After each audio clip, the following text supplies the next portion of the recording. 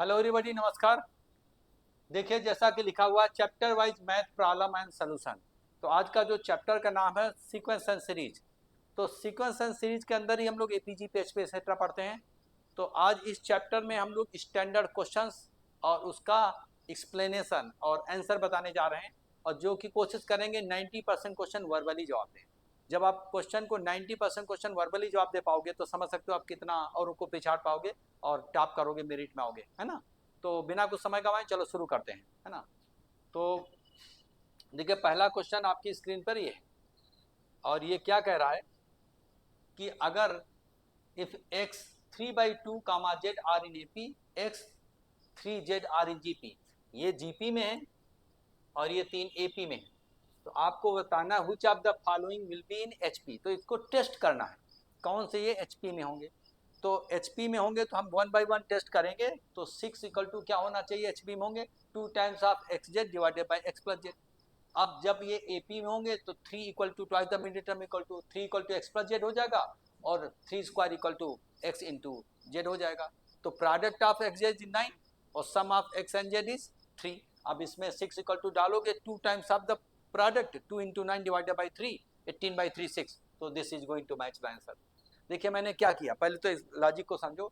अगर हम आपको इसकी एबीसी, अगर ये एपी में होते हैं तो ये सबको पता है क्या होता है, बी इक्वल टू क्या होता है, twice b equal to a plus c होता है ना। अगर ये जीपी में होते हैं तो ये हो जाएगा बी स्क्वायर इक्वल टू ए सी होता है। और अगर ये एचपी में होंगे तो ये हो जाएगा b equal to twice A C divided by A plus c. ऐसा तो पढ़े होगे। ये वर्बल कर लिया। अब वर्बल कर लिया तो twice the mediate term equal to x plus z, क्योंकि ये एपी में है। तो यहाँ पर 3 इक्वल टू क्या हो जाएगा एक्स प्लस जेड, एक तो ये पता चला। और ये जीपी में तो square of the middle term b square equal to A c, यानी 3 स्क्वायर यानी 9 इक्वल टू हो जाएगा एक्स इंटू जेड, ये हमको पता है।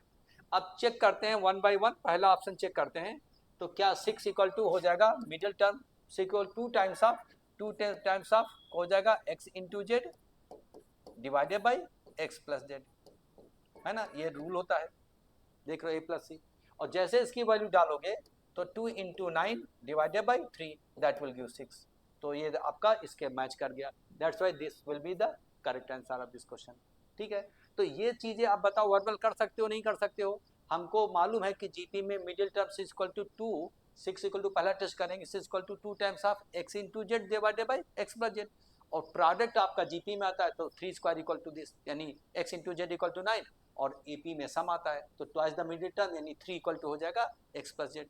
तो 2 into 9 divided by 3 x plus Z. तो एक आप मन में नहीं कर सकते हो, ठीक है। कर सकते हो, पहले मैच कर गया, नहीं मैच करता तो दूसरा तीसरा देखते। तो मैं समझता हूँ कि समझ में आ गई होगी बात, अगर आप थोड़ा सा इसके विषय में पढ़े होगे। Let us move to the next question. यहाँ पर हम लोग क्या करेंगे, कह रहा है कि let t r be the आधे term of an AP, r equal to 1 2 3 है ना, T1 T2 T3 को एपी बना रही है for some distinct positive integers m and n। कह रहा we have tm equal to 1/n and tn equal to 1/m। tm mth term 1/n के बराबर है और nth टर्म 1/m के बराबर है। Then what is the value of tmn। अब इसको जनरल मेथड, आप किताब का मेथड यूज करोगे तो टाइम लगेगा। तो हम लोग एक एपी मान लेंगे 1 2 3 4, ठीक है। तो पहला हम m मान लेते हैं, m इक्वल टू 1 और n इक्वल टू 2 मान लिया। तो यहाँ पर हो गया T2 इक्वल टू 1/1 और T1 इक्वल टू m मान लिया पहला, T1 इक्वल टू 1/2 और T2 इक्वल टू 1/1 और Tm into n 1 into 2 that is T2 equal to 1। तो 1 will be the answer, this will be the answer. ठीक है। अब देखिए यहाँ पर हम लोग क्या किए, समझो वर्बली कैसे किए, ठीक है। और फिर जनरल मेथड बताएंगे कि किताब में कैसे होता है, बुक में कैसे होता है। पहले तो हम लोग इसको जानबूझ कर ले लेते हैं 1 2 3 4 5, ये कोई ये ले लिया, ठीक है। यहाँ m इक्वल टू 1 ले लिया और n इक्वल टू मान लिया 2 लिया। तो according to the question T1 is equal to हो जाएगा 1/2, ठीक है, क्योंकि यहाँ पर 1/n। और T2 इक्वल टू हो जाएगा 1/m यानी 1/1, यानी ये 1/2 आया इक्वल टू 1 आया। अब पूछा क्या जा रहा है, टी एम इंटू एन। तो टी यहाँ पर 1 इंटू 2, क्योंकि मैंने m इक्वल टू 1 लिया n इक्वल टू 2 लिया। तो T M N product T2, तो T2 का वैल्यू क्या है, T2 इक्वल टू 1। यही आंसर हो जा रहा है, T2 इक्वल टू 1। तो ये चीज आपको एपी कोई मान लिया 1 2 3 4, सबसे सिंपल एपी है ना। और उसके बाद हम m और n ज्वाइन कर दिया, m इक्वल टू 1 ले लिया, n इक्वल टू 2 ले लिया, तो यहाँ पर t1 इक्वल टू 1/2 और t2 इक्वल टू 1/1। और जब पूछा जा रहा tmn तो m into 1 into 2 is t2, t2 आ रहा है, t2 वैल्यू खुद है 1। अब नहीं तो आप क्या करोगे, बुक में क्या होगा, मान लेते फर्स्ट टर्म a है और कॉमन डिफरेंस d है, तो इसको लिखोगे a plus m minus 1 into common difference d is equal to 1/n। फिर उसका tnth term a plus n minus 1 into d is equal to 1/m है, 1/m है। अब इनको हम लोग क्या करेंगे, 1/m, तो इनको नंबर 1 इक्वेशन, नंबर 2 इक्वेशन, इनको सॉल्व करेंगे, 2 इक्वेशन 2 अननोन सब्ट्रैक्ट करेंगे, d आएगा, d की वैल्यू इसमें किसी में डालेंगे a आएगा, और फिर हम मेथड में डालेंगे तो कैलकुलेशन करेंगे, कैंसिल होकर के 1 आएगा। तो इसमें टाइम लगेगा, ये वर्बल हो रहा है, वर्बल मान लिया मैंने, वर्बल किया पहले 1 2 3 मान लिया, तो m इक्वल टू 1 लिया और n इक्वल टू 2 लिया, तो t1 भी निकाल लिया, t2 भी निकाल लिया, अलग टर्म निकाल लिया। अब ये पूछा जा रहा, पता लगा t2 ही आ रहा, t2 इक्वल टू 1, यहाँ पर हम लोग ऑलरेडी t2 इक्वल टू 1 निकाले। तो this is how we answer it verbally, ठीक है। इसीलिए मैं बोल रहा हूँ कि देखना कैसे 90% क्वेश्चन आपको हम वर्बली करके दिखाएंगे, ठीक है। और हम लोग नेक्स्ट क्वेश्चन पे मूव करते हैं। if the second term of gp is 2 and sum of its infinite term is 8 then the gp is equal to, तो अब सेकेंड टर्म 2 है, तो देखो सेकेंड टर्म इसमें भी 2 है, इसमें भी 2 है, इसमें भी 2 है, ये नहीं, तो ये तो पहले रिजेक्ट हो गया। और sum up to infinity will be twice the first term, जिसका कॉमन रेशियो हाफ होता है, तो यहाँ पर इसका कॉमन रेशियो हाफ है, तो sum up to infinity will be twice the middle term. इतना तो पढ़े होगे, क्योंकि यहाँ पर ये जब अप्लाई करते हो, ठीक है, अगर हम इसको मान लेते हैं तो इसका यहाँ पर क्या हो जाएगा, सम अप टू इन्फिनिटी क्या फार्मूला होता है, a divided by 1 minus r, verbal करेंगे तो a डिवाइडेड बाई 1 माइनस, अब कॉमन रेशियो यहाँ पर 1/4 हो जाएगा, 1/4, तो यहाँ पर क्या हो जाएगा, सम तो 8 आएगा नहीं, मल्टीप्लाई होकर के 2 माइनस 1 32/3 आएगा, नहीं आएगा। इसमें भी देख चेक करोगे नहीं आएगा, इसमें आएगा, ठीक है। तो sum up to infinity a का मतलब 4 divided by 1 minus 1/2 that is 8, तो सम 8 आना चाहिए, सम अप टू इन्फिनिटी। तो ये आपको पता होना चाहिए, जिस जीपी का कॉमन रेशियो हाफ होता है तो sum up to infinity twice the middle term होता है, क्योंकि फार्मूला क्या कहता है, a divided by 1 minus r, तो a divided by 1 minus 1/2 is equal to 2a, तो वर्बली देख लिया, सेकंड टर्म 2 है और कॉमन रेशियो क्या है, हाफ है, तो twice the first term will be sum up to infinity, पहले टर्म का डबल किया 8 यहाँ पे मैच करा, sum up to infinite term is 8 होना चाहिए, तो इसमें दे रहा, बाकी में नहीं दे रहा, वो तो ऐसे ही रिजेक्ट हो गया क्योंकि सेकंड टर्म नहीं है। तो ये आपको सीरीज को चेक करना है, सीरीज बनाना नहीं, ढूंढना है कि कौन सा ये कंडीशन फुलफिल हो, सेकंड टर्म 2 हो, ठीक है, और सम अप टू इन्फिनिटी 8 हो, तो सम अप टू इन्फिनिटी 8 होगा, कॉमन रेशियो हाफ में पहले जाओ, ट्वाइस द मिडिल टर्म, ये तो हो गया है ना, कॉमन रेशियो इनका अलग है, इसमें डालोगे तो चीजें नहीं आएंगी, तो साफ साफ दिख रहा है वर्बल। चलो मूव करते हैं इस क्वेश्चन में।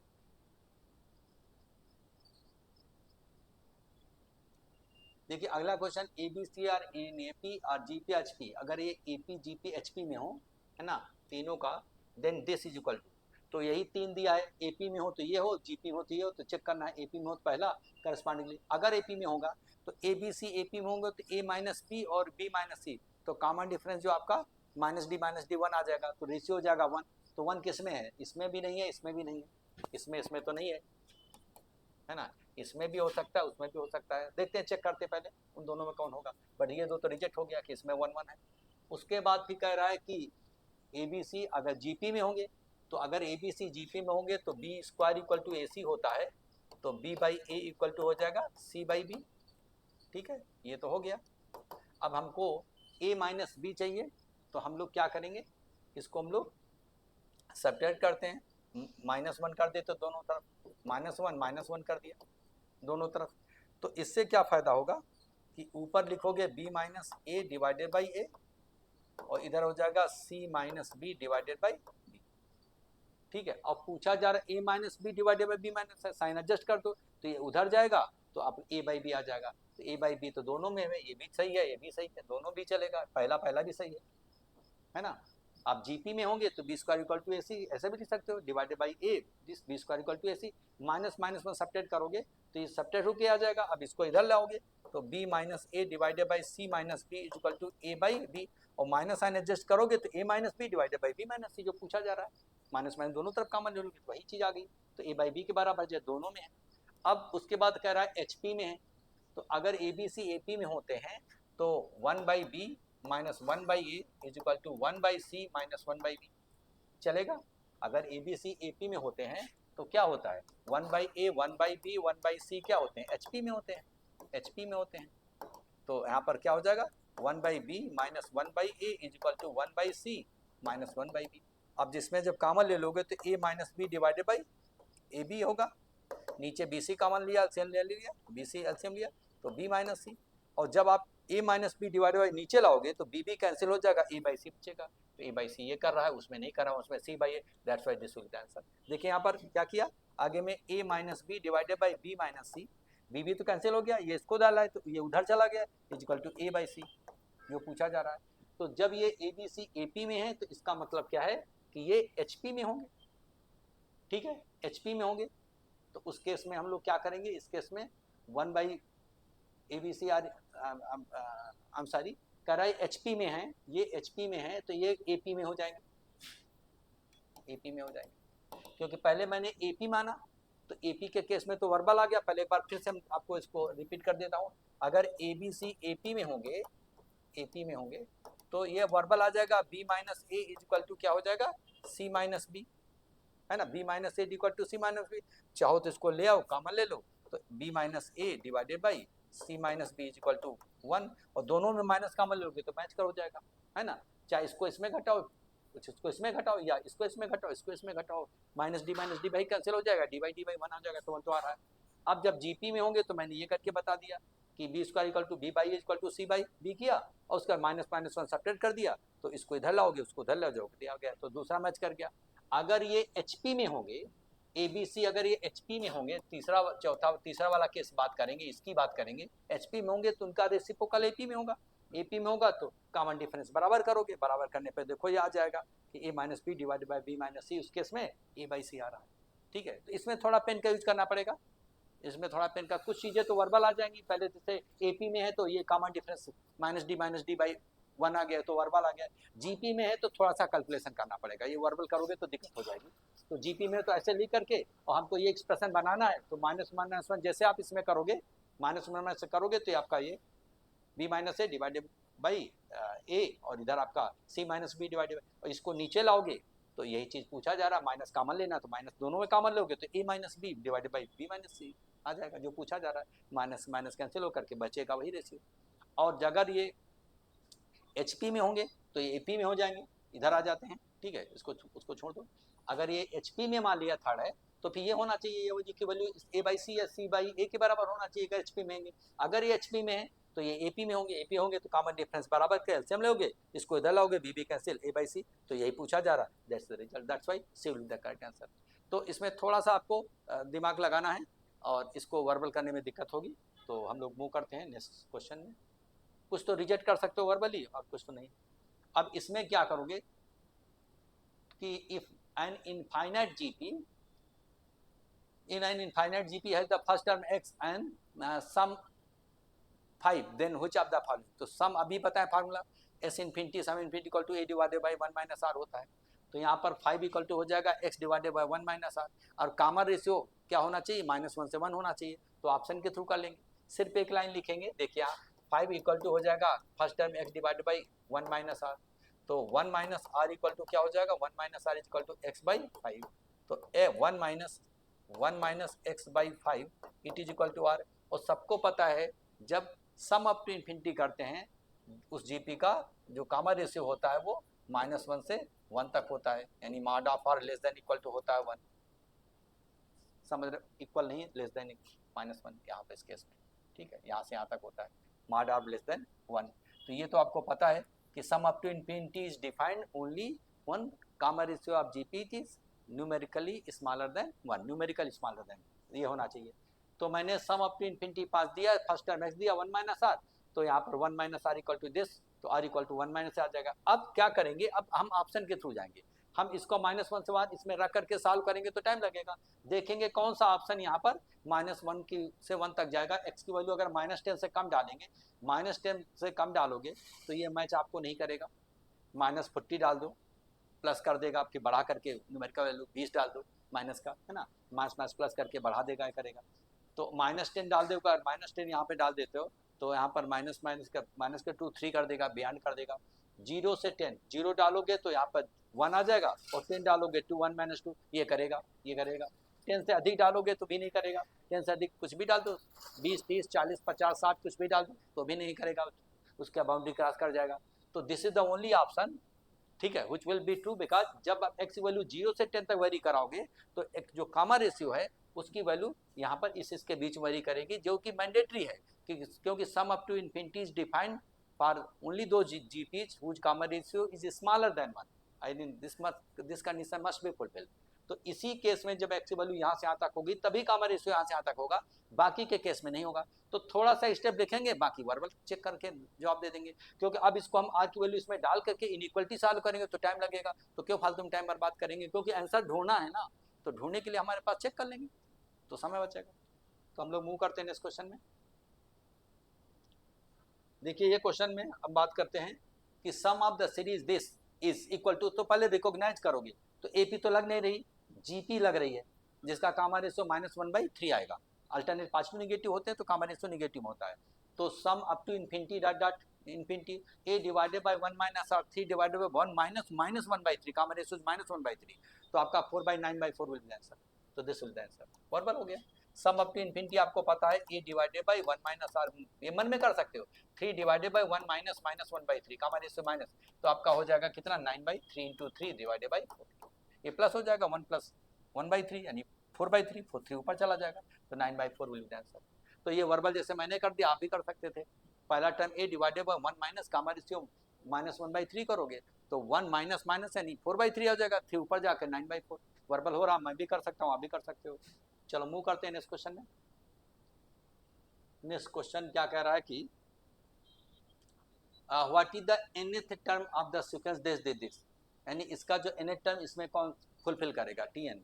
तो बढ़िया रहेगा, गो थ्रू ऑप्शन, 1 डालोगे तो ये मिलेगा, 2 डालोगे मिलेगा, 3 डालोगे वो मिलेगा, 4 डालोगे तो वो मिलेगा। तो आप चेक करोगे, अगर 1 हम पहले ही डालते हैं, 1 डालते हैं, इसमें डालते हैं तो -5 का पावर आपका 1 कर देगा, नहीं करेगा, 25 होना चाहिए, है ना, 1 डालोगे। इसमें डालेंगे तो अगर हम लोग यहाँ पर 1 डालते हैं तो पॉजिटिव कर देगा 25, ये तो मिलेगा, ये भी मिलेगा। इसमें 1 डालेंगे तो -1 का पावर -1 कर देगा, ठीक है, तो उसके इसमें माइनस आ जाएगा, ये आपका नहीं चलेगा। उसमें डालेंगे 0 पर वही चलेगा। पहला 1 डालने पर पहला और डी मैच कर रहा है, जैसे 2 डालोगे तो रिजेक्ट हो जाएगा, 2 डालोगे -125 आना चाहिए, अब यहाँ 2 डालोगे तो ये तो पॉजिटिव कर देगा, -1 का पावर 4, यहाँ पर 2 डालोगे तो 5 क्यूब 120, 2 डालोगे तो 520, 5 टू द पावर 3, तो 125 आएगा, लेकिन पॉजिटिव का आ रहा है बिकॉज ऑफ इवन पावर। और इसमें जब 2 डालोगे तो इसमें 5 पावर 3 125 आ रहा, लेकिन -1 का पावर यहाँ पर 2 - 1 1 आएगा तो निगेटिव रहेगा। तो this is the only option which is matching. ये दोनों न्यूमेरिकल वैल्यू सेम दे रहा है, ये -125 दे रहा है, ये +125 दे रहा है, यही अंतर, इसलिए रिजेक्ट हो गया। तो पहला जब हमने ऑप्शन किया तो पहले इन दोनों में मिला, दूसरा जब n=2 डाला, n=1 डालने पर या तो ये वो बाकी रिजेक्ट हो गए एक तरीके से, और जैसे 2 डाला तो ये रिजेक्ट हो गया, वो हो गया, क्योंकि 2 पे पॉजिटिव आ रहा, वहाँ सेकंड टर्म इज नेगेटिव। तो आपको ऐसे क्वेश्चन में गो थ्रू ऑप्शन वर्बल करना है, चेक करना है, सबसे सिंपल वैल्यू डाल करके कि कौन फुलफिल कर रहा है, बस 2 वैल्यू डालोगे पर्याप्त हो जाएगा, 2 वैल्यू से तीसरे कभी नहीं डालना पड़ता है, आराम से हो जाता है। तो अभी चेक करिए और कि वही क्यों होगा, बाकी क्यों नहीं होगा, है ना। n=1 डालोगे तो ये आना चाहिए, 2 डालो ये आना चाहिए, 3 डालने से ये आना चाहिए, ठीक है।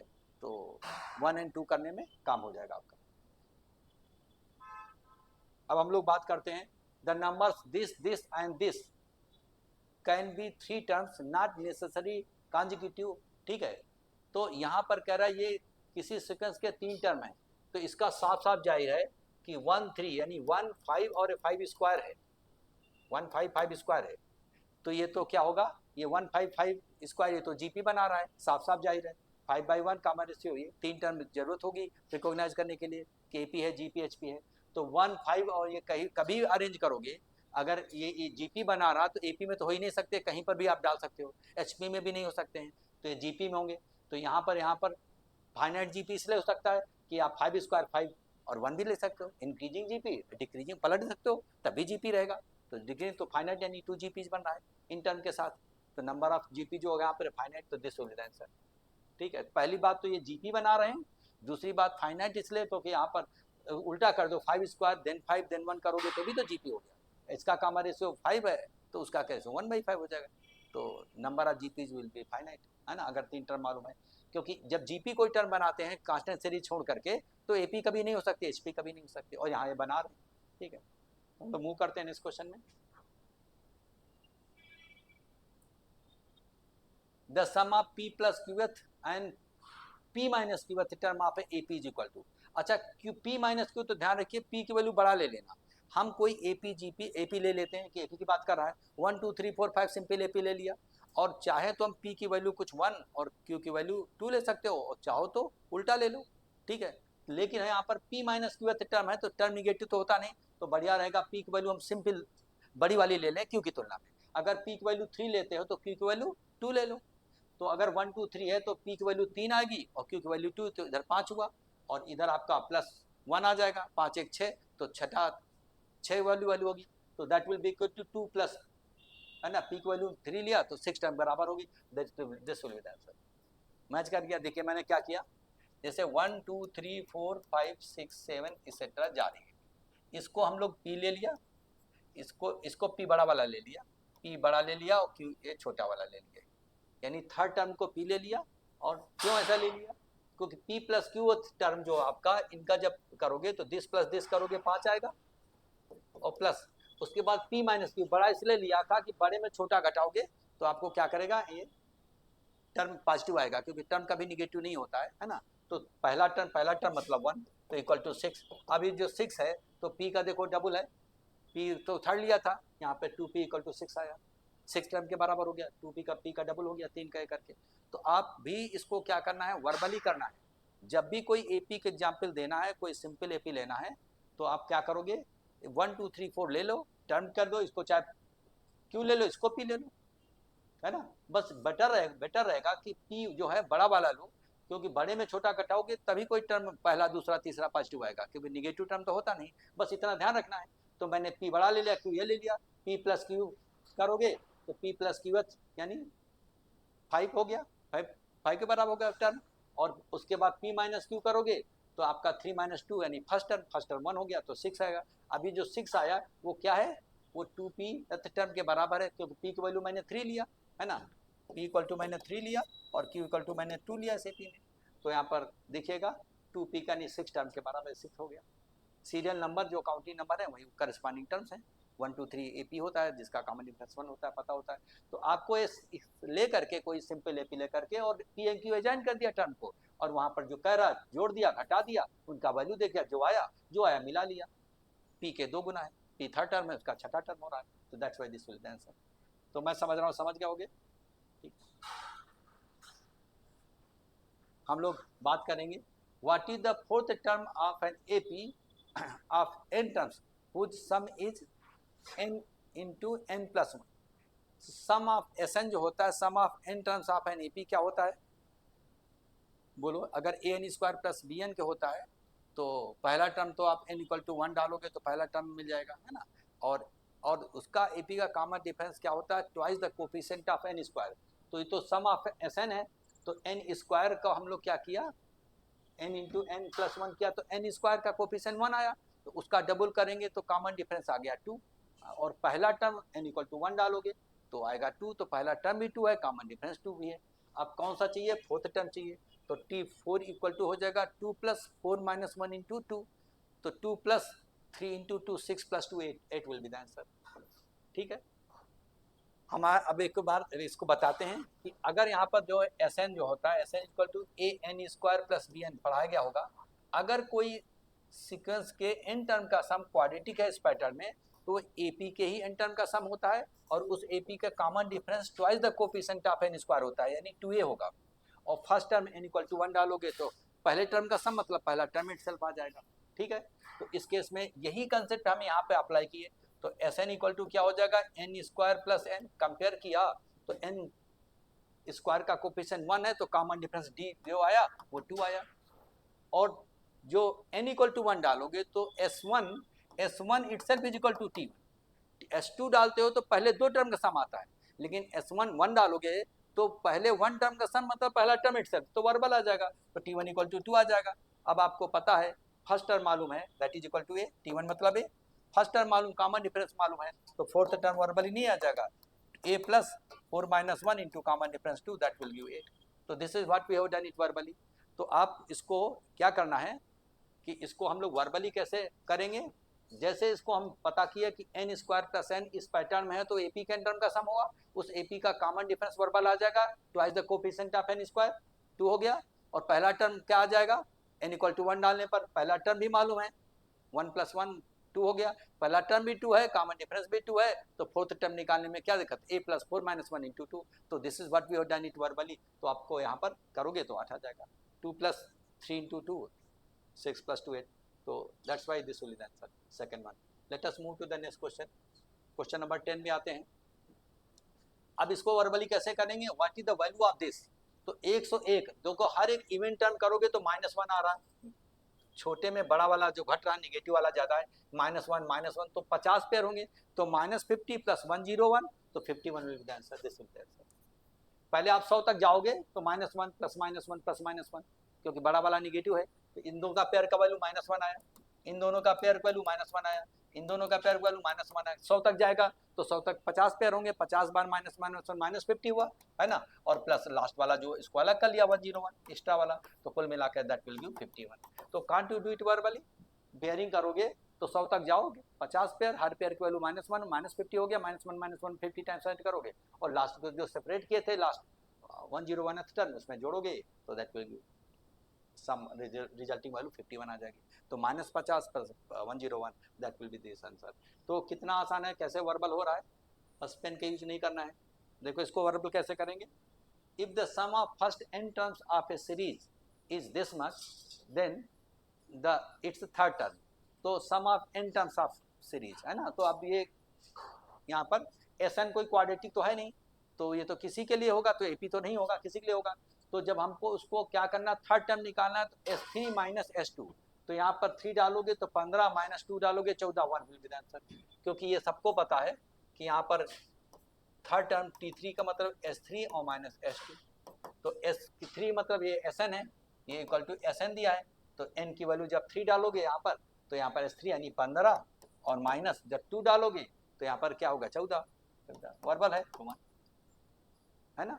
वो अलग बात है क्वाड्रेटिक होता है Sn तो AP का होता है, लेकिन हम तो यहाँ पर सीक्वेंस सीरीज में कोई भी सीक्वेंस हो सकती है, तो हर एक केस में पता होना चाहिए कि आपका कोई भी nth टर्म तो का फार्मूला होता है Sn और minus Sn-1 let it be any sequence, चाहे वो APG PHP हो या ना, कोई भी सीक्वेंस का लिए बेसिक फार्मूला। हमको थर्ड टर्म चाहिए तो S3 माइनस 3 डालोगे तो सम ऑफ 3 टर्म्स में सम ऑफ 2 टर्म्स घटाओगे तो थर्ड टर्म इटसेल्फ बचेगा। This can be done verbal, जैसा कि हमने किया। Now let us move to the next question।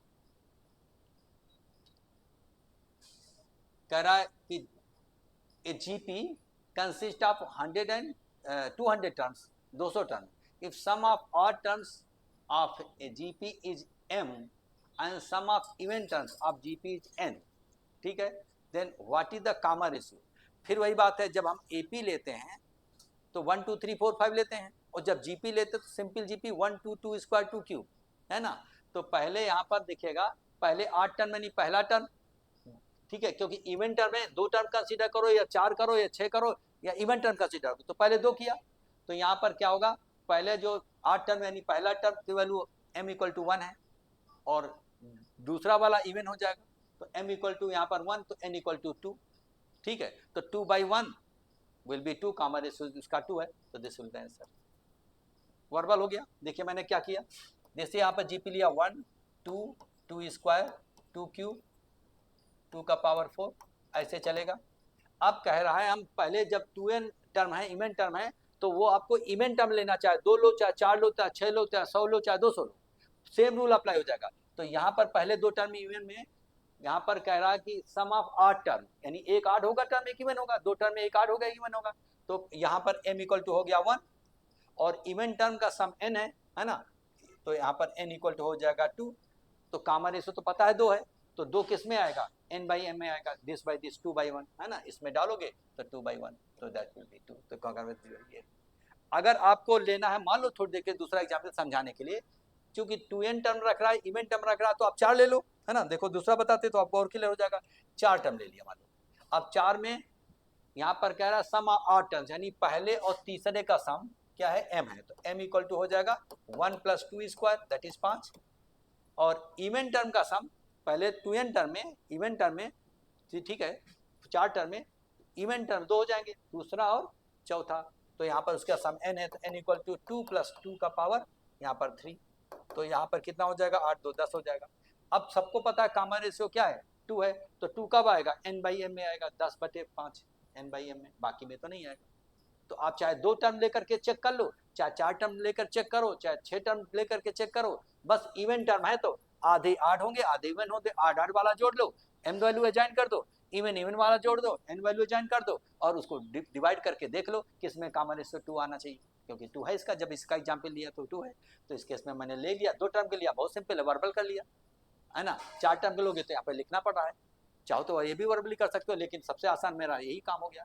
तो जब कभी ऐसा क्वेश्चन है तो एक जीपी को सिंपल जीपी एज्यूम करोगे, और जो कह रहा है ना, क्योंकि इवन टर्म की बात का 8 टर्म होता तो फिर हम लोग 8 टर्म की बात का होता तो 8 टर्म लेते, तो 2n टर्म है इवन टर्म, तो आधे इवन होंगे, आधे 8 होंगे, तो कोई दिक्कत नहीं होगी, या 2 टर्म लेकर के करो, या 4 टर्म लेकर करो, या 6 टर्म करोगे, हमेशा आपको n/m करोगे तभी 2 आएगा, क्योंकि मैंने ये लिया।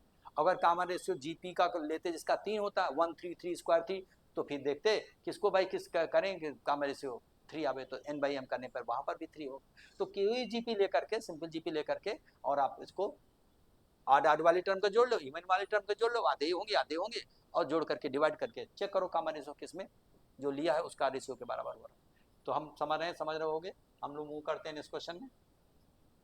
देखिएगा कि कह रहा लिख m एंड n, m की वैल्यू n से कम है, be the roots of the quadratic equation if 4 terms p q r and s are inserted between the m and n। अच्छा, m n इसके रूट है, तो दोनों रूट के बीच में ये p q r s 4 term insert करेंगे, तो आपको तो फॉर्म एन एपी तो अर्थमेटिक मीन कहलाएंगे, क्योंकि एपी में अगर आप कुछ नंबर इंसर्ट करके पूरे सीरीज एपी बनती है तो एपी कहलाती है। Then what is the value of P Q R S, जो इंसर्ट किया चारों का, तो सम ऑफ द रूट जो होगा पी प्लस क्यू कितना हो जाएगा, -b/a 16 होगा, तो इधर 16, तो इसके इधर से दूसरा उधर से वो भी 16, इधर से तीसरा वो भी 16, 16 16 क्या हो जाएगा 32, 32 विल बी द आंसर। तो यहाँ देखो p plus Q is equal to, यहाँ पर क्या सम ऑफ रूट 16 हुआ, ये तो पता है क्योंकि P Q are roots are quadratic equation, तो -b/a ये तो सुबह हो गया। अब इसी पी क्यू में हम 4 टर्म इंसर्ट कर रहे हैं, ये आपको पता है, पी के यहाँ पर P Q, I am sorry, एक मिनट, यहाँ पर m एन n, तो m और n are roots of this equation, और यहाँ पर ये 16 है। आप कह रहा है इसी m और n के बीच में, m और n के बीच में हम 4 इंसर्ट कर रहे हैं, टर्म p q r और s, इन 4 को इंसर्ट, तो इनका सम पूछा जा रहा है, तो पता है कि सम ऑफ द रूट्स भाई है -b/a 16 हो गया, तो m + n = 16 is equal to ये 16, p + s is equal to r q + r, ये इन दोनों का सम 16 इक्वल टू, क्योंकि sum of equidistant term from beginning and end always equal, तो यहाँ पर इसका पहला इधर का पहला 16, तो इज इक्वल टू ये 16 + ये 16, तो इधर इन दोनों का सम 16, इसका 16 16 16 32 हो गया, है ना। ये आपका प्रॉपर्टी पढ़ोगे कि कोई फाइनाइट एपी में sum of equidistant terms from beginning and end is always equal to, तो उसी का यूज करेंगे, इसके बीच में 4 इंसर्ट किया, 6 की सीरीज बन गई एपी, तो ये अर्थमेटिक मीन कहलाएंगे। तो यहाँ पर होता है m + n is equal to p + s is equal to q + r, है ना, q + r, तो इस केस में this plus this equal to this plus this equal to this plus this, तो ये अगर 16 है तो ये इसके सम इसके बराबर है, इसके बराबर, तो इन दोनों मिला 16, इन दोनों मिला 16 32 हो गया, है नहीं, 2 पेयर हो गए, है ना, 2 पेयर हो गए तो उसको डबल कर देना सम। तो ये प्रॉपर्टी का यूज करोगे मन में और आराम से इसका जवाब दे पाओगे। हम लोग मूव करते हैं नेक्स्ट क्वेश्चन में। नेक्स्ट क्वेश्चन क्या कह रहा है, let A B C in AP और k is not equal to 0, k is any real number then which of the following is correct. अच्छा, तो अगर एपी में k से मल्टीप्लाई करोगे तो एपी में रहेंगे, सब्ट्रैक्ट करोगे k के वैल्यू कुछ भी तो भी एपी में रहेंगे, जोड़ोगे सब्ट्रैक्ट कर दो डिवाइड करोगे तभी एपी में रहेंगे, तो सब तो एपी में रहेंगे। ये आपको प्रॉपर्टी पर बेस्ड क्वेश्चन है, वर्बल है, कि अगर कोई भी टर्म एपी बना रहे हैं तो एपी के टर्म में हम किसी भी नंबर से, नॉन जीरो वैल्यू से, किसी भी कांस्टेंट से डिवाइड करें, मल्टीप्लाई करें, सब्ट्रैक्ट करें, ऐड करें, कुछ भी करें, तो resulting terms will remain in AP. तो यहाँ पर वही करवा रहा है, मल्टीप्लाई करा रहा, सब्ट्रैक्ट करा रहा, डिवाइड करा रहा, तो एपी का एपी में ही रहेंगे, कोई फर्क नहीं पड़ता है। तो ये प्रॉपर्टी पर बेस्ड क्वेश्चन है, तो all the 3 conditions will be fulfilled, that's why D will be the correct answer. Let us move to the next question. कितना आसान क्वेश्चन यहाँ पर है। कह रहा है कि अभी आपको let S N be the sum of the first N terms of an AP और S two N. S N sum of N term तो एस टू एन है, sum of first two N terms is equal to this, then what is the common difference. तो जब S N निकालोगे तो S N होता है, जब निकालोगे तो A N square plus B N के फॉर्म में होता है। तो एन स्क्वायर के कोफिशिएंट का क्या करते हैं, डबल करते हैं, कॉमन रेशियो होता है। तो यहाँ पर 2n ये दिया है, तो 2n जगह पर n/2 रख दो, n जगह पर n/2 डालोगे ऐसा ना आ जाएगा। तो यहाँ पे डालोगे, यहाँ पर तो n/2 डालोगे तो यहाँ पर n स्क्वायर बाई 4 यानी 14/4 का मतलब 7/2, 7/2 n स्क्वायर कोफिशिएंट दिया, उसका डबल करोगे तो इसमें 7 होगा। मिल गया आंसर। अभी हम इसके पहले बढ़ाएं कि सम ऑफ एन टर्म्स अगर इस पैटर्न में A N square plus B N, तो वो ए पी के एन टर्म का सम होता है और उसका जो कॉमन डिफरेंस डी होता है twice the coefficient of n square. हम पढ़ा चुके हैं, 2a होगा, है ना, ये पढ़ा चुका हूँ। अब यहाँ पर ये तो s2n दिया है, तो जैसे इसमें आप क्या करोगे, एस एन डालोगे, n की जगह पर n को हम रिप्लेस करेंगे n/2 से सब जगह, तो एस एन हो गया। यहाँ पर 3n/2 हुआ और यहाँ पर क्या हो जाएगा 14 और n/2 का होल स्क्वायर हो जाएगा। तो इधर आपका हो जाएगा 7 बटे क्या हो जाएगा 2, n square by n square का कोफिशिएंट हो जाएगा कितना 14/4 मतलब 7/2, और इसका डबल करोगे तो 7 हो जाएगा, है ना। कितना आसान है इस केस में। जब इसको हम सिंप्लीफाई किया तो let us change the colour also. तो यहाँ पर आ गया आपका एस एन इक्वल टू आ जाएगा 3/2n और प्लस सीधा आपका 14/4 और n स्क्वायर आएगा। तो इसके कोफिशिएंट का डबल, इसका कोफिशिएंट का डबल करोगे तो 7 आ रहा है। This is what we have done it verbally, है ना। तो S2n दिया था तो n की जगह पर n/2 करोगे तो Sn हो जाएगा। Sn में ही तो देखते हैं n स्क्वायर के कोफिशिएंट का double will be the common difference. ये तो आपको थ्योरी पढ़े भी होगे, आज भी अभी प्रीवियस क्वेश्चन में बताए हैं, तो दैट्स वाई वर्बल है, पेन की जरूरत ही नहीं यूज करने की। हम लोग मूव करते हैं इस क्वेश्चन में। कह रहा है कि 3rd, 8th and 13th term of GPR PQR, then which of the following are is correct. अच्छा, तो ये आपका देखो 3, 8, 13, तो इधर 8 से 5 ज्यादा 5 कम है, तो मिडिल का है, तो जीपी का मिडिल टर्म ज्योमेट्रिकल मीन होता है। तो ये आपका PQR, तो ये ज्योमेट्रिकल मीन, PQR जीपी में होंगे तो इसका geometrical mean Q square equal to होता है PR अगर PQR है। तो ये सबको पता है। इसका थर्ड टर्म T3, T8 और T13, ये 5 इधर ज्यादा है और इधर 5 कम है, -5, ये मिडिल में है। तो ये जब जीपी बनाएंगे तो कोई भी जीपी में middle term other two term का क्या होता है, ज्योमेट्रिकल मीन होता है। ये P है, Q है, R है, तो Q square equal to PR, तो ये वर्ब हो गया। कोई भी जीपी ले लो, जैसे आप 1, 2, 3, 4, 5, 6 सॉरी जीपी लेना 2, 2 स्क्वायर, 2 का पावर 4, 2 का पावर 3, 2 का पावर 4, 2 का पावर 5, ऐसे चलेगा। अब जैसे हम एक एग्जाम्पल लेते हैं, मान लो ये 3 की बात कर रहे हैं, ठीक है, 3 की बात कर रहे हैं, ये 3 में ये वाला इन दोनों का ज्योमेट्रिकल मीन होगा। देखो इनका मल्टीप्लाई का स्क्वायर लोगे तो 4 के बराबर आ जाएगा, है ना। अगर हम बात करते हैं, मान लो ये हम में ये 5 टर्म में, ये वाला मिडिल है, 5 टर्म लेंगे ये, तो अब यहाँ पर ये मिडिल है, तो यानी ये वाला और ये वाला टर्म ले रहे हैं। T2 ये आपका T4 है, ये T6 है, ये मिडिल वाला, तो ये मिडिल वाला T4 और T6 का ये मिडिल है, इसलिए this will geometrical mean of 2 and 2 का पावर 5। तो 32 इंटू 2 64, 64 स्क्वायर रूट लोगे तो 8, 2 क्यूब के बराबर होता है। तो वही चीज है, जहां पर ये मिडिल है, जितना आगे उतना पीछे, तो this has to be geometrical mean.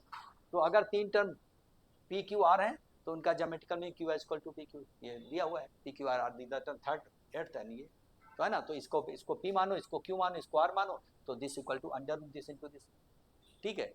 तो आपको क्या है, कोई जीपी में आपको देखोगे 2 टर्म का जो मिडिल टर्म होगा वो उन दोनों का ज्योमेट्रिकल मीन होता है, प्रॉपर्टी होती है। तो प्रॉपर्टी के थ्रू करना है, पेन का यूज करना है नहीं, वर्बल करना है। Let us move to the next question.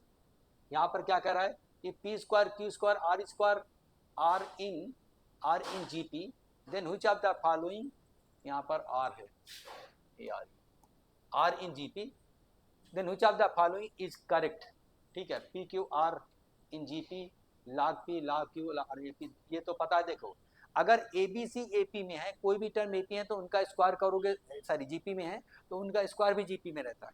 अगर कोई भी टर्म GP बना रहे हैं तो उसका कोई भी पावर एज करो, चाहे स्क्वायर करो क्यूब करो, they will remain in GP, और log of the terms which are in GP will form AP। तो both the conditions are fulfil हो रही है, भी और ये भी दोनों सही हो रहा है, क्योंकि यहाँ पर ये अगर GP में है तो यहाँ PQR भी GP में होंगे, क्योंकि इनका स्क्वायर भी GP में होता है। PQR GP में तो P square Q square R square also in GP, P cube R cube P cube Q cube R cube will also in GP। कोई भी पावर एज करोगे, अगर GP में है उनका कोई भी पावर GP में होगा, अगर ये GP में है तो ये GP में ही है, तो ये क्योंकि स्क्वायर रूट ले लोगे तब भी GP में रहेंगे, पावर एज करोगे तब भी GP में रहेंगे, और log of the terms which are in GP will form AP, ये तो प्रॉपर्टी होती है। AP वाले टर्म का अगर लॉग ले लें किसी भी मीनिंगफुल बेस से तो वो हमेशा AP बनाते हैं। तो both the condition 1 and 2, both the condition will be fulfil, यानी दोनों क्वेश्चन प्रॉपर्टी पर में। जब प्रॉपर्टी पे बेस्ड होता है तो पेन का यूज करना ही नहीं है ना, क्योंकि ये अगर GP में है तो इसका स्क्वायर रूट GP होगा, यानी ये GP में है तो उनका स्क्वायर करोगे तो GP में रहेंगे, ऐसा है तो ऐसा है और ऐसा है तो ऐसा है। और GP वाले टर्म का जब हम लॉग लेते हैं तो AP बनाते हैं, भी प्रॉपर्टी पड़े होगी। तो that's why both the statement 1 and 2 are correct. Let us move to the next question. Next question क्या कह रहा है, if the first term of AP is 2 and sum of the first 5 terms is equal to 1/4 of the sum of the next 5 terms, then what is the sum of first 10 terms? अच्छा, पहले 5 term का सम और उसके आगे आने वाले next 5 term के सम का 1/4 है, तो find the sum of first 10 terms. तो पहले 10 टर्म का सम निकालना है। अब ये जो क्वेश्चन ऐसा है कि इसको वर्बल में दिक्कत हो जाएगी, इसको आपको पेन का यूज करना पड़ेगा। तो यहाँ पर है फर्स्ट टर्म, तो A इक्वल टू एक तरीके से 2 हो गया है ना, first term of AP equal to 2 ले लिया, और according to the question sum of first 5 terms is equal to 1/4 times of S10 और माइनस S5। ये गिवन है कि पहले किसी AP के पहले 5 टर्म का सम उसके आगे वाले 5 टर्म, यानी 10 में पहले 10 टर्म में पहले 5 टर्म घटा दो का सम, तो आगे वाले 6 से लेकर के 10 तक गया, तो उनके सम का 1/4 है। तो S5 is equal to 1/4 of S10 minus S5। Are you agree with this statement? समझ में आ रही बात कि sum of the first 5 terms is equal to 1/4 of the sum of the next 5 terms. तो नेक्स्ट 5 टर्म मतलब 6 से लेकर 10 तक, तो S10 में S5 घटाओगे तो आगे के 5 टर्म हो गए, तो उनका सम का 1/4 पहले 5 के बराबर है। अब इसको मल्टीप्लाई करो, 4 S5 हो जाएगा, इधर 5 हो जाएगा, तो 5 times of S5, 5 times of S5 is equal to S हो गया 10। इसको 4 से मल्टीप्लाई किया, 4 S5, इधर आपका आ जाएगा 5 S5 is equal to S10। अब यहाँ पर हम लोग क्या करेंगे, हमको फर्स्ट टर्म मालूम है, कॉमन डिफरेंस मालूम करना पड़ेगा, है ना, कॉमन डिफरेंस मालूम करना पड़ेगा। तो चलो निकालते हैं, कॉमन डिफरेंस मालूम हो जाएगा तो पहले 10 टर्म का सम इसी में डाल देंगे, आंसर आ जाएगा। S10 इज बीइंग आस्क्ड, है ना, find the sum of first 10। तो यहाँ पर आपको अगर हम फार्मूला लिखें S5 का, तो 5/2 2A plus n 5 - 1 into D, common difference नहीं मालूम, A तो मालूम, तो D तो मालूम करना है, तो इस कंडीशन के थ्रू हम अप्लाई कर देते हैं। तो 5 times of 5/2 n/2 formula 12 times of A 2A और plus 5 - 1 into common difference D, it is equal to हो जाएगा पहले 10 टर्म का सम 10/2 2 टाइम्स ऑफ A पहला मालूम, 2 times of A equal to 2 दिए हुए हैं, 2A प्लस 10 - 1 इंटू D। अब इससे D कैसे निकलेगा, n/2 होता है 10/2, है ना। देखिए यहाँ पर 5 टाइम्स ऑफ S5, तो Sn क्या होता है, n/2 2A plus n - 1 into D और इज इक्वल टू S10, तो 10/2 2A प्लस 10 - 1 इंटू D। अब इसमें इधर 5, ये 5 इसको हम कैंसिल कर देते हैं, 2A की वैल्यू यहाँ पे 2 है, डाल देते हैं 2 डाल देते हैं, तो इसमें 2 कैंसिल करोगे तो इधर आ जाएगा, इधर आपका 2 कैंसिल हो जाएगा, तो 10 और प्लस और इधर 2 4 में दो गया 2D, यहाँ पर कितना हो जाएगा 5 into 10D is equal to, एक बार देखो 2 कैंसिल करोगे इसमें कॉमन लेकर के, तो 2 बचा तो 5 इंटू 10 हो गया, इधर 4 का 2 कैंसिल कर दिया तो 4 में 2D बचा, तो 5 इंटू 10D आपका जैसे करना है आप अपने हिसाब से कर सकते हो। इट इज इक्वल टू इधर आपका क्या हो जाएगा, ये तो कैंसिल हो जाएगा 2A plus n - 1 into D, तो 4 प्लस 9D आ जाएगा, ठीक है। तो 10D इक्वल टू उधर आपका इधर लाओगे तो D इक्वल टू -6, तो D इक्वल टू देखो -6 आया। आप भी कैसे कर सकते हो, आपकी मर्जी है, आप कैसे कैलकुलेशन। मैंने 2 2 कॉमन लिया तो 4d का 2d बचा है, 2 2 कैंसिल हो जाएगा 10 और 10d, और इधर आपका ये हो जाएगा 4 प्लस यहाँ पर 9d, तो इधर लाए तो d इक्वल टू -6 उधर जाएगा। अब d इक्वल टू -6 तो S10 पूछा जा रहा, तो सीधा आप S10 इसी में डाल दो, इसी में डाल दो, आंसर आ जाएगा। ये अलग से कर लेते हैं, चलो अलग से कर लेते हैं। तो इसमें थोड़ा कंफ्यूज करना पड़ा। S10 equal to find the sum of first 10 terms, तो 10/2 2 टाइम्स ऑफ फर्स्ट टर्म 2 और प्लस 10 -1 इंटू कॉमन डिफरेंस आपका -6 आया। अब इसको कैलकुलेट करोगे तो कितना आ जाएगा, 5 इंटू इधर आपका 4 और इधर आपका हो गया 54, 9 माइनस का तो -50 आएगा, तो आपका -250 विल बी द आंसर, तो B is the correct answer. ठीक है, find the sum of first 10 terms. तो जो क्वेश्चन आपको समझा दिया कि किसी एपी के पहले 5 टर्म का सम आगे आने वाले जो फर्दर 5 टर्म है उनके सम का 1/4 है, तो आगे वाले 6 से लेकर 10 तक, तो आप उसको लिख सकते हो कि S10 और -S5 लिख सकते हो। पहले 10 टर्म में पहले 5 टर्म का घटाओगे तो आगे वाले 6 7 8 9 10 पहले आगे वाले 5 टर्म आ जाएंगे, इसका 1/4 ये कंडीशन है। उसके बाद तो भाई कंडीशन अप्लाई करके डी निकाला और डी की वैल्यू इसमें डाल दिया, क्योंकि first term A was given लेकिन कॉमन डिफरेंस नहीं मालूम था, इसकी वजह से ये कंडीशन अप्लाई करे कॉमन डिफरेंस डी निकाल लिया। तो इस क्वेश्चन में पेन का यूज करना पड़ रहा है ना, तो 90% में नहीं यूज करना पड़ेगा, वो आपको हम खुद दिखा रहे हैं। तो let us move to the next question.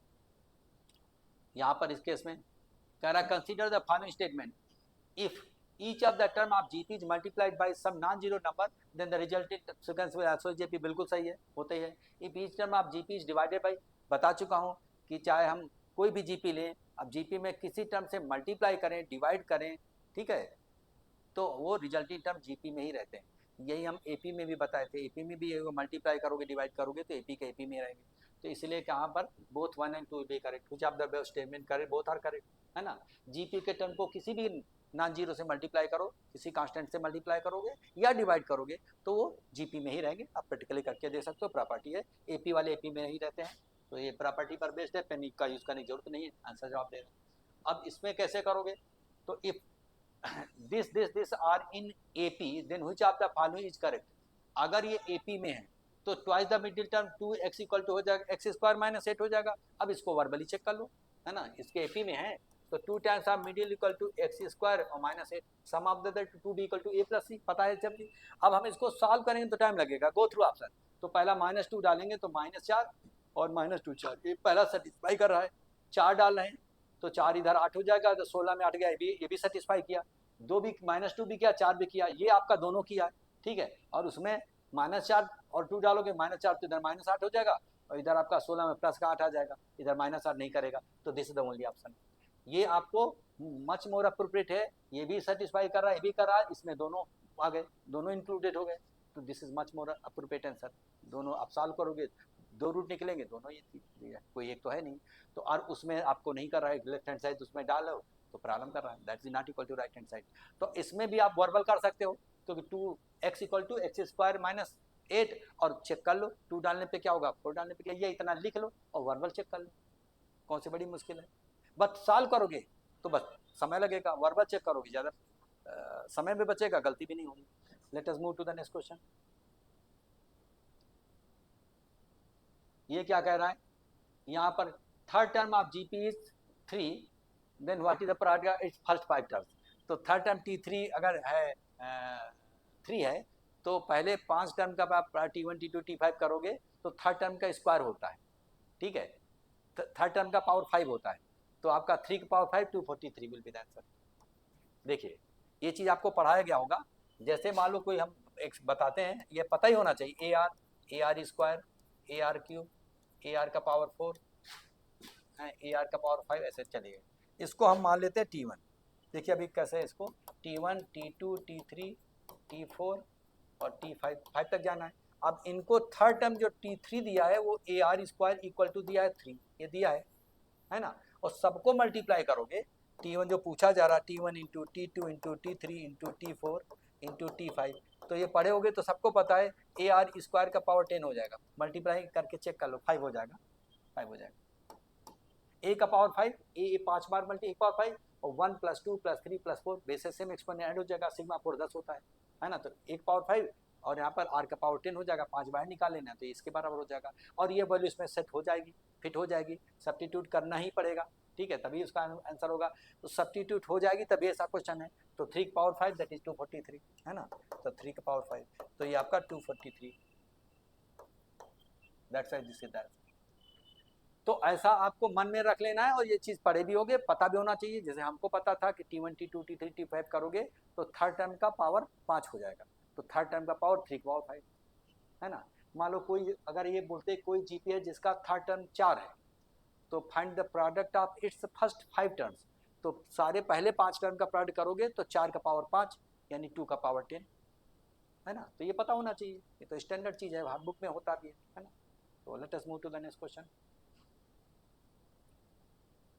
तो इसको कैसे करोगे, let x be the harmonic mean, y be the geometrical mean of the two positive numbers m and n, this equal to this, then which of the following correct. अब देखिए इसमें आप कैसे समय बचाओगे, इसमें पहले आपको x क्या है, अर्थमेटिक मीन आप क्या है, और y the geometrical mean of the two number m n। तो यहाँ पर एक तरीके से x is equal to, x is the harmonic mean of the two number, तो 2 times of m into n divided by m plus n। M n 2 number का harmonic mean अभी पढ़ाए हैं, harmonic mean, geometrical mean, arithmetic mean, और कह रहा है जो y है वो ज्योमेट्रिकल मीन है, तो y is equal to under root M N है, ये गिवन है। 2 नंबर का हार्मोनिक मीन ये है और ज्योमेट्रिकल मीन है। अर्थमेटिक मीन क्या होता है आपको पता है, a प्लस बी बाई 2, है ना, ये सब चीज़। तो हार्मोनिक मीन दिया है, अब एक्स वाई दिया हुआ है, हार्मोनिक मीन ज्योमेट्रिकल दिया, इसमें डालो और गो थ्रू ऑप्शन, क्योंकि डाल करके सॉल्व करके रेशो निकालोगे तो टाइम लगेगा। तो सीधा जब हम इसमें सब्स्टिट्यूट करेंगे तो 5 टाइम्स ऑफ क्या हो जाएगा, twice m into N divided by m plus N is equal to 4 times of y, y का मतलब अंडर रूट एम एन।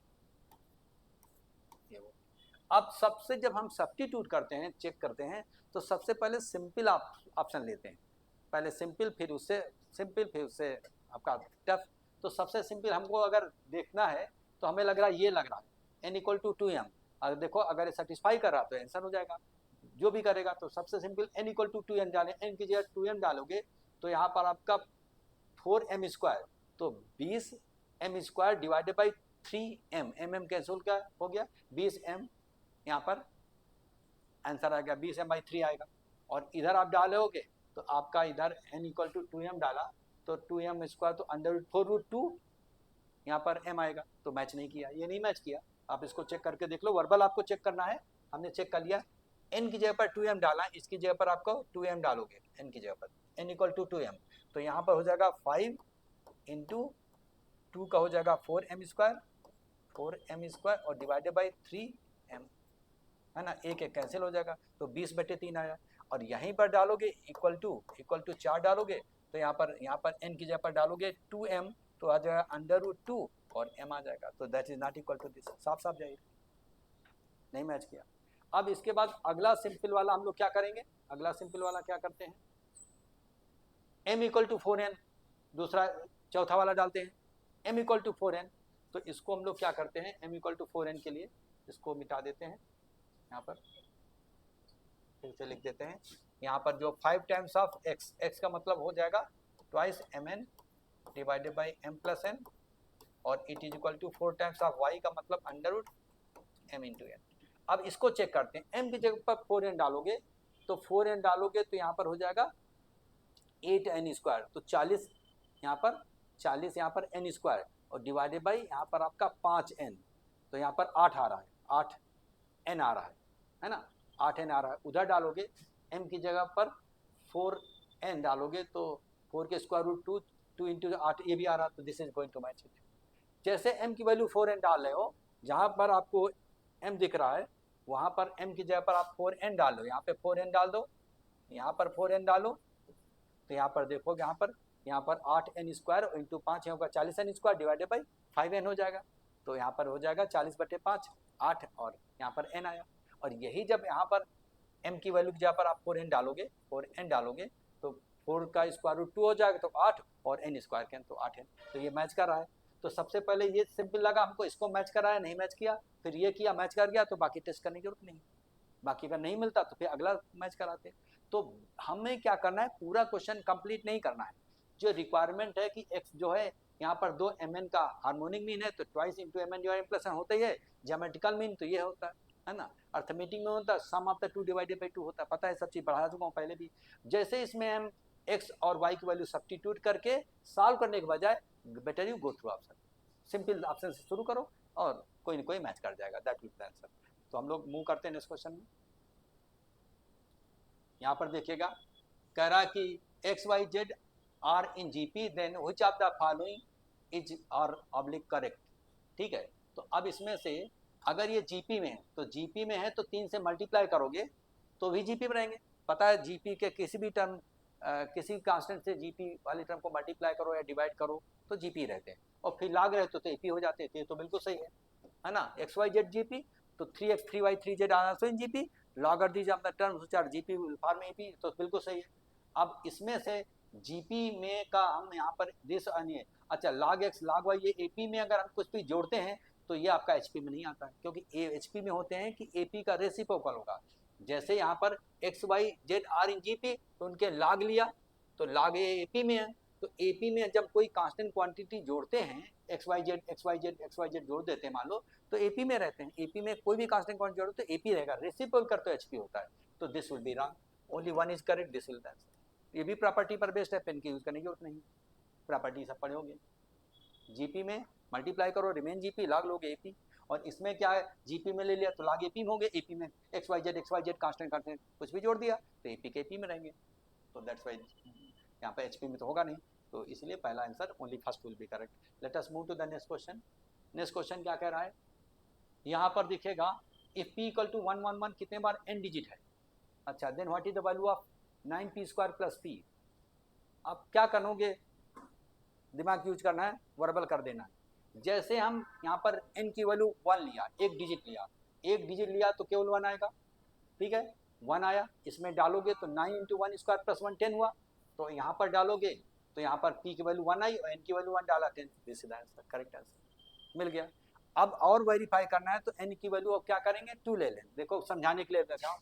तो n की वैल्यू जब आप 2 ले लोगे तो p की वैल्यू आ जाएगी 11, 2 डिजिट लेना है, 3 लोगे तो 3 डिजिट लेना है, तो बात समझ में आई।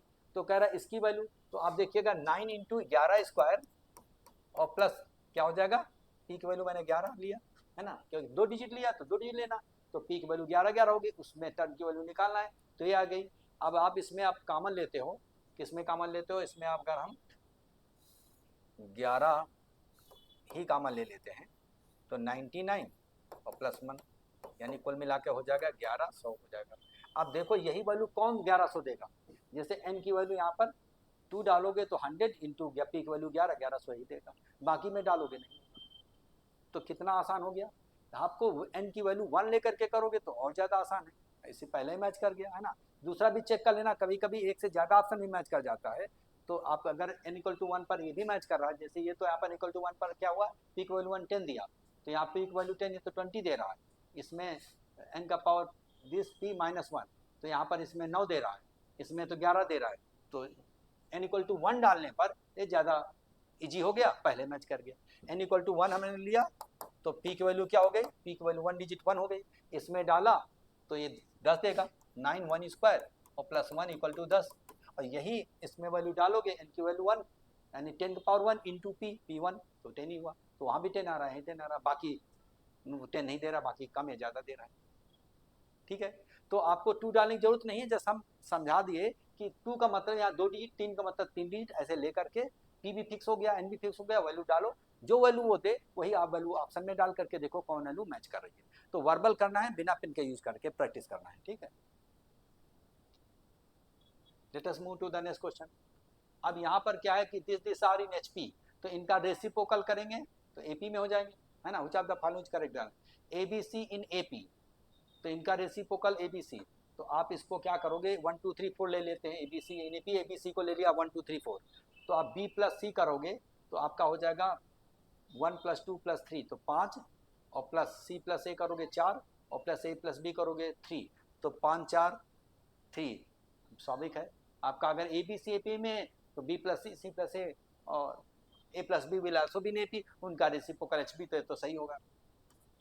और AP का स्क्वायर करते हो तो GP नहीं बनाता है, GP के स्क्वायर करोगे तो ये GP बना, तो this will be wrong, only first will be correct, ठीक है। क्यों, कैसे किया देखिए समझिए।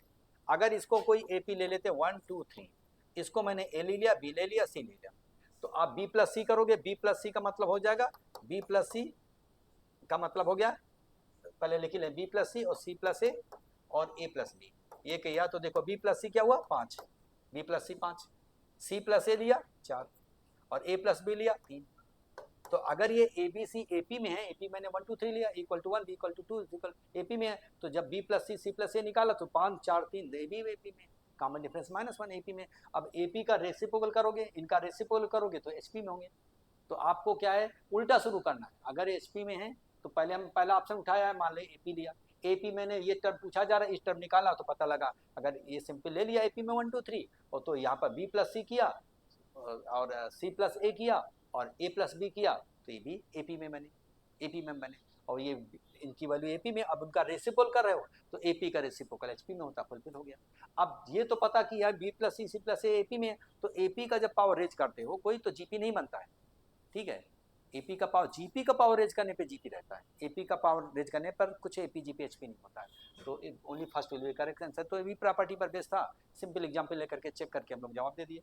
तो मैं समझता हूँ कि इसमें भी पेन की आवश्यकता नहीं है यूज करने की। तो हम लोग मूव करते हैं इस क्वेश्चन में। Let PQ and 3 be respectively the first, third and fifth term of an AP. Let D is the common difference, then the product PQ is minimum. What is the value of D? अच्छा, ये जो 5 term है, 5वां term है और ये आपका first term है, ये आपका T1 है, ये T3 है और T5 है, T5 और कॉमन डिफरेंस D हो जाएगा।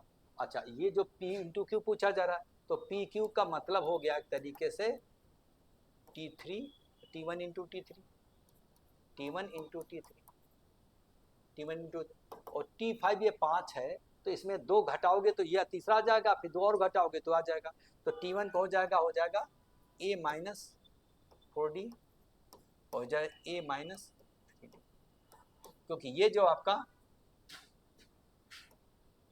P Q और 3 ये पहला टर्म है, ये तीसरा टर्म है और ये 5वां टर्म है। अगर ये AP में कॉमन डिफरेंस D होगा तो 2D यानी DD 5वां टर्म है, 2D घटाओगे तो आपका Q आ जाएगा, Q equal to A minus 2D, पहला टर्म A लिया है ना, और यहाँ पर इसमें से 4D घटाओगे तो A माइनस 4D, तो पहला टर्म हो जाएगा, है ना, क्योंकि यहाँ पर लगातार नहीं है, 2D इसमें 2D जोड़ोगे तो आ जाएगा, 2D जोड़ोगे तो हो जाएगा। तो पहला टर्म अगर हम A लेते हैं तो A में यहाँ पर इस केस में जब आप D जोड़ते हो तो अगला टर्म आता है। यहाँ पर मैंने क्या है 3 फिक्स हो गया, तो यहाँ पर हम 2D घटाया और 4D घटाया, तो यहाँ पर दिस आ गया। अब यहाँ पर इस केस में इनका प्रोडक्ट करके वैल्यू इसको मिनिमाइज करना कह रहा है, कॉमन डिफरेंस कितना हो तो मिनिमम हो। तो जब आप मल्टीप्लाई करोगे इस केस में, जस्ट एक मिनट, इसको 3 में घटाना होगा ना, क्योंकि 3 तो फिक्स हो गया, तो 3 माइनस करना होगा, 3 माइनस करना होगा। Let me right one second, यहाँ पर ये 3 है तो यहाँ पर हो जाएगा ये आपका 3 माइनस 2D हो जाएगा और ये हो जाएगा 3 माइनस 4D हो जाएगा, ये हो जाएगा, क्योंकि 3 तो फिक्स हो गया ना, तो इसमें 2D घटाया 4D घटाया तो ये आ गया। तो ये आपका यहाँ पर इस केस में PQ इक्वल टू क्या लिखोगे, PQ इक्वल टू आपका 3 माइनस 4D T1 और 3 माइनस 2D। अब इसको हमें क्या करना है, इसको मिनिमाइज करने के लिए D की वैल्यू क्या होगी, बस मल्टीप्लाई करके और वर्बल आ जाएगा, फिर बस इतना आपको समझना है ना। अगर हम लोग ये 3 देता तो आगे में 2D और 4D जोड़ते, उधर से आए तो घटाना पड़ेगा, है ना उस केस में। तो अब ये जब मल्टीप्लाई करोगे तो ये हो जाएगा आपका 9, 3 इंटू 3 9 और प्लस का यहाँ पर दिस इंटू दिस करोगे तो 8D स्क्वायर हो जाएगा और माइनस का कितना हो जाएगा 12D और 6D 20D हो जाएगा, ये इंटू दिस का माइनस का 12 और 12 6 18D हो जाएगा। करके देख लो, कांस्टेंट 9 हो गया, डी माइनस करके हो जाएगा कितना हो जाएगा 8D स्क्वायर और दिस इंटू दिस माइनस का 12D और माइनस का 6D और 12 6 18। अब इसको मिनिमाइज करना है तो कॉमन डिफरेंस जो है आपका D से डिफ्रेंशिएट कर दो, मिनिमम वैल्यू आ जाएगी। तो यहाँ पर क्या होगा, इसका मैक्सिमम मिनिमम में पता है कि डिफरेंस इक्वल टू 0 करोगे तो पॉइंट आ जाता है, पॉइंट ऑफ मिनिमम। तो 9D इज इक्वल टू हो जाएगा इधर 18, 16D ऑफकोर्स 8 था ना, तो 16D इक्वल टू 18 था, D इक्वल टू हो जाएगा 9/8। तो 9/8 कहीं है, यस यहीं पे है 9/8। डी की वैल्यू 9/8 आ रही है। तो यहाँ पर देखिएगा कि अगर P Q and 3 are respectively the first, third and fifth term, तो ये जो पी क्यू 3 ये पहला, तीसरा, पांचवा टर्म है, ये पांचवा टर्म फिक्स है, ये दो टर्म आगे इसका अगर उसे एपी का कॉमन डिफरेंस डी है तो एक बार डी घटाओगे तो चौथा आएगा, फिर डी घटाओगे तो तीसरा आएगा, तो 2d घटाना पड़ेगा, तो इसकी वैल्यू हो जाएगा 3 - 2d। सिमिलरली यहाँ पर फिर दो बार और घटाओगे डी करके तो 4d हो जाएगा। अब इनको यही पी क्यू है, पी क्यू को मल्टीप्लाई किया, मल्टीप्लाई करने के बाद अब आप वर्बल कर सकते हो कि वहाँ पर 16d इक्वल टू यहाँ पर इस केस में डिफ्रेंशिएट किया है ना, इसको मिनिमाइज करना है, मिनिमाइज करने के इक्वल टू 0 कर सकते हो, बाद में करके इक्वल टू 0 कर दो मैक्सिमम मिनिमम करके। तो इस केस में माइनस पहले कर लो, तो 16d और -18 equal to d equal to 9/8। तो मैक्सिमम मिनिमम के लिए क्या है, आपको डिफ्रेंशिएट करके जो पॉइंट आता है, जो पूछा जा रहा है मिनिमम तो वही आ जाएगा, मैक्सिमम पूछा आता है वही आता है जनरली, चाहे सेकंड डेरिवेटिव पे जाओगे तो बात वही हो जाएगी, इतना तो आइडिया होगा है ना। तो या तो परफेक्ट स्क्वायर बनाओगे, तो आपको पता है कि डी की वैल्यू -b/2a पे मिनिमम देती है, पता होना चाहिए। तो -b को पैराबोलिक करो, अपर बनेगा, डी स्क्वायर कोएफिशिएंट पॉजिटिव है, तो या तो आप d इक्वल टू -b/2a से कंपेयर करके निकालो या डिफरेंशिएट करके जो आपको कॉन्स्टेंट लगे। सिर्फ समझना है कि अगर इंड वाला फिक्स है तो इधर घटाना पड़ेगा, इधर वाला फिक्स होता तो आपको 2d और 4d, दो का अंतर है तो 2d और 4d जोड़ना पड़ता है ना, तो घटा करके और मल्टीप्लाई करके और उसको हम forward value of D this should be the minimum. तो हमने इसको डिफरेंशिएट करके निकाल लिया, आप इसको d इक्वल टू -b/2a करोगे, पता होगा क्वाड्रेटिक में उस पर भी मिनिमम देता है, क्योंकि पैराबोलिक कर्व अर्व होगा, डाउनवर्ड होता है तो मैक्सिमम देता है। तो maximum minimum point quadratic equation में हमेशा -b/2a पे होता है, कंपेयर करके डाल दो या आप डिफरेंशिएट करके पॉइंट निकाल दो। Let us move to the next question. Next question क्या है, SK denote the sum of first K terms of an AP, then what is the value of S3 divided by S20 minus है। तो 3 3 के multiple ले लो, 1 2 3 लिया तो 3 - 2 - 1 1 will be the answer, 3 will be the answer. यहाँ पर S3 divided by S20 और -S10 का मतलब हो जाएगा, अगर 1 2 3 आप 4 5 6 ऐसे लेते हो तो पहले 3 टर्म ले लो क्योंकि 30 तक गया है, तो S3 का मतलब यहाँ पर 3 divided by 2 - 1 that is 3 the answer. देखिए चाहे आप 30 ले लो तो इधर 20 टर्म का सम 10 टर्म में घटाओ, चाहे 300 ले लो तो इधर 200 में 100 घटाओगे, और चाहे 3 टर्म ले लो किसी एपी का, सेम रेशियो आएगा, कोई फर्क नहीं पड़ेगा। तो 3 टर्म ले लिया तो S3 मतलब उसका हम लोग 1/10 ले लिया, बस लेना है तो हमेशा 3 के मल्टीपल में लेना है, या तो 3 टर्म में वही बात करो, ये 6 टर्म में वही बात करो, इसेट्रा। तो मैंने जैसे 3 टर्म का सम लिया तो 3 टर्म का सम यहाँ पर इस केस में क्या आ जाएगा, बोलो, SK denote the sum of first K terms, ठीक है, then what is the value of this. तो इस केस में आपका तीसरा टर्म छोड़ देते हैं, सम है, SK सम है तो सम कर देते हैं। तो पहले 3 टर्म का सम क्या हो जाएगा, 6 डिवाइडेड बाई पहले 2 टर्म का सम क्या हो जाएगा, ये तो आपका पहले 2 टर्म का सम 20 तो 20 कर देगा, 3 - 3 तो 5 में से 1 गया, 5 में से 1 गया तो कितना बचा, पहले 2 टर्म का सम S20 आपका 3 हो गया और 3 में 1 घट गया तो 2 बचा, 3 - 1 इज इक्वल टू यहाँ पर आपका 3 आ जाएगा, वही बात आ जाएगी। तो देखिए यहाँ पर मैंने SK कह रहा denote the sum of first K terms, तो पहले 3 टर्म का मैंने कोई एपी बना लिया, तो यहाँ पर 3 के मल्टीपल लेना है, तो जब यहाँ 30 है तो यहाँ 3 टर्म लो, 20 है तो 2 टर्म लो, 10 है तो 1 टर्म, ये समझना है ना, नहीं तो फिर आपको इतना लंबा लंबा सीरीज लेकर के बनाओगे तो समय लगेगा। तो हम लोग क्या करेंगे, कोई सिंपल एपी ले लिया तो उसी रेशियो वही रहेगा, तो पहले S3 मतलब उसका 10वां पार्ट ले लिया, तो 3 टर्म का सम 6 आया, डिवाइडेड बाई यहाँ पर क्या है, यहाँ पर S20 2 टर्म का सम, तो 2 टर्म का सम यहाँ पर 3 आया, तो 3 माइनस पहला टर्म S1 मतलब 1 टर्म S1, तो यहाँ पर 6/2 दैट इज 3, तो 3 विल बी द आंसर, ठीक है। तो टर्म लेकर के ना बना करके सम लेकर के बनाओगे, क्योंकि यहाँ पर SK डिनोट कर रहा है सम। बस यहाँ पे ध्यान रखना है कि जब भी आपको ये कंडीशन दिया है तो 3 के मल्टीपल वाली सीरीज लेकर के काम करना है ना। अगर यहाँ पर इसका हम 30 ले रहे हैं तो 20 लेना, 10 लेना, या 3 ले रहे हैं तो पहले 3 टर्म, ये पहले 2 टर्म, पहले 1 टर्म, 10 से डिवाइड कर दो तो 3 2 1 बचेगा। बस ये कॉमन सेंस यूज करना है, जो आना है रेशियो में वही आएगा, क्योंकि रेशियो में कोई फर्क नहीं पड़ेगा, आप चेक करके देख सकते हो। तो let us move to the next question. इस केस में G the geometrical mean of this this this, then which of the following G is the geometrical mean of this this, बढ़िया बात है। Then which of the following is correct. अरे भाई इसमें इनका geometrical पूरा नहीं निकालना है, मिडिल टर्म के का देखते हैं। मिडिल टर्म सिंगल होगा तो वही ज्योमेट्रिकल मीन हो जाएगा, अगर दो होंगे तो उनके बीच में होगा। तो let us check out how many terms are there. 1 2 3 4 5 6 7 8 9 10, 10 है तो मिडिल में तो दो टर्म होंगे, है ना। तो पांचवा और छठा, तो 1 2 3 4 5, पांचवा और छठा, इस मिडिल में दो टर्म हुए, तो दो टर्म का मीन इसी के बीच में, 32 और 64 के बीच में। अगर मान लो 8 टर्म होते तो middle term itself would have been the geometrical mean of the whole of the series. अब मिडिल में दो टर्म है तो उनका ज्योमेट्रिकल मीन अंडर रूट ये होगा, under root this into this, 32 into 64, तो उसका जो आएगा तो अल्टीमेटली इन दोनों के बीच में तो आएगा, है ना। तो मिडिल टर्म के बीच में ज्योमेट्रिकल मैथमेटिक मीन में भी बीच में ही आएगा ये करके। तो आपको चेक किया, देखो इधर 4 है इधर 4 है, मिडिल टर्म में मिला उसका है। अगर सिंगल होता total number of terms would have been odd, तो that middle term itself would have been the geometrical mean. If the total number of terms are even, तो इवन में दो मिडिल टर्म होंगे तो उन मिडिल का geometrical mean लोगे तो उसके बीच में कोई होगा, वैल्यू तो नहीं निकलवा रहा, बोला ज्योमेट्रिकल मीन कहाँ वेरी करेगा, तो उन्हीं दोनों टर्म के बीच में कहीं पे होगा। This is how we answer this question. Let us move to the next. ये भी प्रॉपर्टी पर बेस्ड था, इसमें कोई दम ही नहीं थी। तो हम लोग बात करते हैं, if the harmonic mean of 60 and x is 48, then what is the value of x। तो आपका हार्मोनिक मीन, आप दो नंबर क्या होता है, ए बी सी 3 नंबर है, तो हार्मोनिक मीन क्या हो जाएगा, b equal to twice A C divided by A plus C. तो आप इसको 2 times of 60 into X divided by 60 plus X equal to 48 करोगे।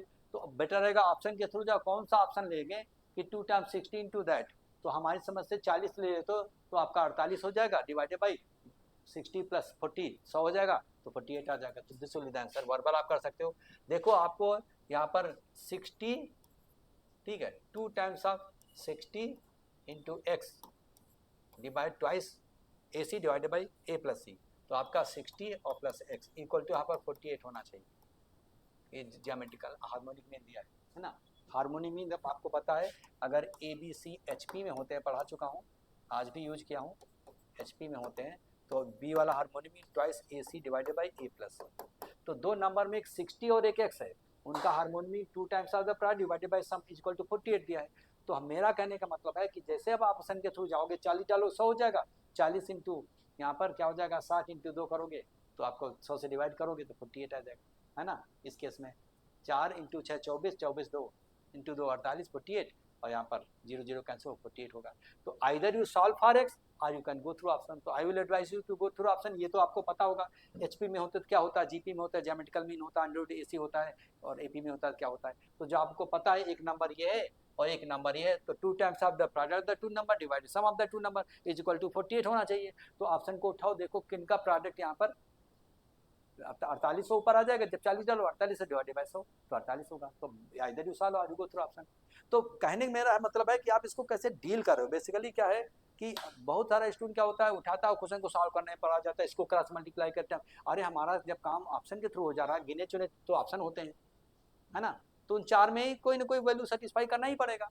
तो better you check it out, कहाँ गया था, पूरा सॉल्व करोगे। आपको तो आंसर ढूंढना है, तो ढूंढने की ये टेक्निक आपको दिमाग में बैठाना, जनरली इसको याद नहीं रखता, लोग भूल जाता है।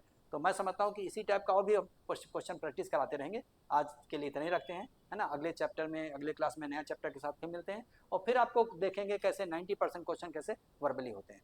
तो सीखिए, आदत डालिए, इसी एंगल से आप इसको अप्रोच करोगे तो मैं समझता हूँ कि पढ़ने का मन करेगा, लेकिन हाँ थ्योरी बेसिक कंसेप्ट क्लियर होगा तभी सब चीज़ें वर्बल हो पाएगी, है ना। ज़्यादातर चीज़ें और कुछ कुछ नहीं हो पाएंगी, उसका पेन यूज करेंगे, लेकिन समय जरूर बचेगा। तो thank you very much for watching this video. हम लोग मिलते हैं नेक्स्ट वीडियो में नए चैप्टर के साथ। Till then good bye.